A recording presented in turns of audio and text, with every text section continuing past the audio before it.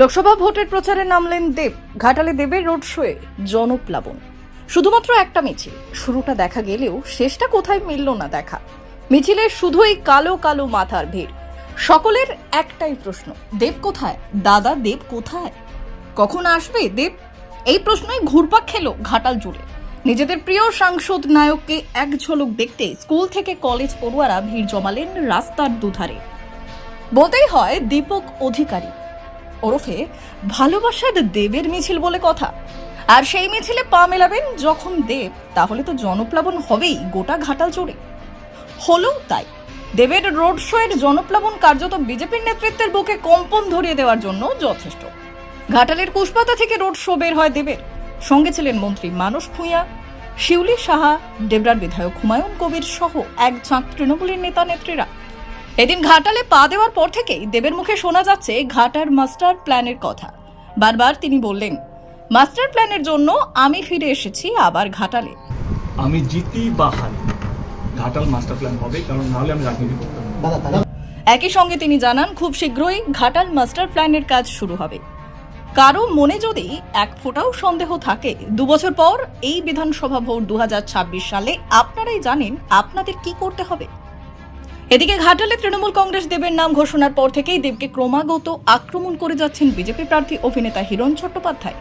হিরণের উদ্দেশ্যে দেব বললেন, হিরণ আমাকে খুব ভালোবাসে, সেই সাথে উনি মনে করেন আমাকে আক্রমণ করলে ওনার গ্রহণযোগ্যতা বাড়বে ঘাটালবাসীর কাছে। কিন্তু ওনার জানা নেই ঘাটালে এসব চলে না। এরপরেই দেব বললেন, আমি হাসতে হাসতে ইডির অফিসে গিয়েছি, দেখা করেছি, কথা বলেছি, হাসতে হাসতে বেরিয়েছি। একটাও প্রমাণ নেই কারোর কাছে, শুধুমাত্র হিরণ উল্টোপাল্টা বলে যাচ্ছেন আমাকে। সেই সঙ্গে দেব আক্ষেপের সুরে বললেন, আজ রাজনীতি এমন একটা জায়গায় চলে গিয়েছে, কিভাবে আমি অন্যকে ছোট করব, কিভাবে অন্যকে চোর তকমা দেব, এটাই এখন প্রধান বিষয় হয়ে দাঁড়িয়েছে। আর কি কি বললেন এদিন দেব, শুনুন। হিরণ গিয়ে লাভটা কি করবে? হিরণ গেছে, আমি আগে থেকে আমি যাই নাকি ছবি তোলার জন্য যাই। আমি বলুন যে কালকে হিরণ গিয়ে চিন্তা করে কেন্দ্র সরকার তো ওনাদের শুধু আমাকে নিয়ে উচ্চ কথা বলে এলো, রাজ্য সরকারকে নিয়ে উচ্চ কথা, বাদ বাকি তো কিছুই করেনি আমার যতদূর মনে হয়। আপনাদের সামনে তো ছিল। আমার বক্তব্য হচ্ছে যে আমি গেলাম, দেব এখান থেকে 2 টাইম সাংসদ, সে আবার প্রতিদ্বন্দ্বী করবে, তাকে কিছু একটা বললো, দমকল মন্ত্রীকে একটা কিছু বললো এবং অনেক কিছু বললো, কিন্তু কি কাজটা করলাম একটা কথা বললাম। আমরা এইটা এমন একটা সময় যেখানে হাজারখানেক মানুষ ডাইরেক্ট ইনডাইরেক্ট তারা তাদের চাকরি হারিয়েছে এবং আমার মনে হয় ওনার তো দল খুব শক্তভাবে কেন্দ্র সরকারে আছে। আমার মনে হয় কি দুটো আমারই ইন্ডাস্ট্রি, মানে আমারই অভিনেতা বন্ধু দুজন যদি একই ইন্ডাস্ট্রি যদি একটা ঘাটালে হয়, আমি রাজ্য সরকার থেকে আজকে হেল্প নিয়ে এলাম। আজকে তো 2,500 টাকা করে প্রত্যেক মাসে, এবং ফ্যাক্টরিটা কীভাবে 6 মাসের মধ্যে শুরু করতে হবে সেটা দিদির সঙ্গে কথা বলে সেই টাকাগুলোর লিস্টগুলো চলে গেছে। আমার বক্তব্য হচ্ছে উনি তো কেন্দ্র সরকারের একজন প্রতিনিধি, তো উনি কি নিয়েছেন কেন্দ্র সরকার থেকে, এই প্রশ্নটা আমি করতে পারি না। রাজ্য সরকারের কাছে কতটুকুই বা টাকা আছে? কেন্দ্র সরকারের কাছে তো প্রচুর টাকা আছে। সে তো সেই জায়গা থেকে তো বলতে পারতো, ঠিক আছে আমি দেখছি দেব যদি নাই বা আসুক, আমি আছি, আমি ফোন করছি, আমি এই ফ্যাক্টরি কীভাবে করতে হবে, দ্রুত যেমন শুরু করতে হবে। একদম কি কথা বলেছি। রাজনীতি এমন একটা জায়গায় চলে গেছে এখন, কে কিভাবে আমি অন্যকে ছোট করবো, কিভাবে আগে চোর তকমাটা দিয়ে দিই, প্রমাণ হোক বা না হোক সেটা পরে দেখার কথা। আমি 10 বছর ধরে ঘাটালে সেই শান্তির বার্তাটা দিয়ে এসেছি। আমার মুখে তোমরা অনেকেই আমাকে 10 বছর ধরে চেনে। আমি এমন কোনো উচ্চবাচ্য কথা বলিনি যে বিরোধী দল নেতা বা তাদের কর্মীদেরকে আমি ছোট করেছি, এবং এমন কোনো জায়গা আমি যেখানে আমার দলের মনে হচ্ছে খারাপ হচ্ছে সেইখানেও গিয়ে কথা বলেছি।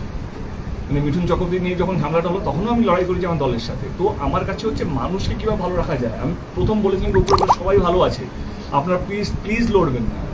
আমি এখনও সেই মানুষটাই আবার লড়ছি, আমি সেই মানসিকতা নিয়েই লড়তে এসেছি। যে আমার কাজ হচ্ছে মানুষকে ভালো রাখা, মানুষকে শান্তিতে রাখা, নয় কে উচ্চবাচ্য কথা বলে কর্মীদের মধ্যে লড়াই শুরু করে দেওয়া। ঘাটাল খুব শান্তিপূর্ণ একটা জায়গা, শিক্ষিত মানুষের জায়গা, প্রচণ্ডভাবে মানুষ এখানে ভালো শান্তিতে থাকতে ভালোবাসে। সেই জায়গাটাকে আমি যেই আসুন না কেন প্রতিদ্বন্দ্বিতা করতে, কারণ ইলেকশনে যে যত বেশি চিৎকার করবে তার কথা বেশি দূর পৌঁছয়। আমি চিৎকার করতে ভালোবাসি না, আমি কাজ করে শান্তিতে থাকতে ভালোবাসি। আমার মনে হয় কি ঘাটালে 10 বছরে আমি আপ্রাণ চেষ্টা করেছি কি ঘাটালের প্রদূষণটা যেন কেউ কথাবার্তা দিয়ে নষ্ট না করে। আমার মনে হয় কি ঘাটালে মানুষ খুব সহজ সরল, মানুষের কাছে যান, আপনি কি করবেন, আপনার দল কি করবেন সেটা বললেই মানুষ এমনি দুহাত তুলে আশীর্বাদ করবে। একটা কথা 2.5 বছর ধরে একই কথা বলে যাচ্ছেন যে দেব চুরি করেছে, গুরু চুরি করেছে। আমি তো এখানে দাঁড়িয়ে আছি, আমি হাসতে হাসতে এদিকে অফিসে গেছি, হাসতে হাসতে বেরিয়েছি, একটা প্রমাণ নেই কারোর কাছে, কিন্তু উনি বলে যাচ্ছেন এইটা ওটা। আমি এটা রাজনীতির নিয়ম।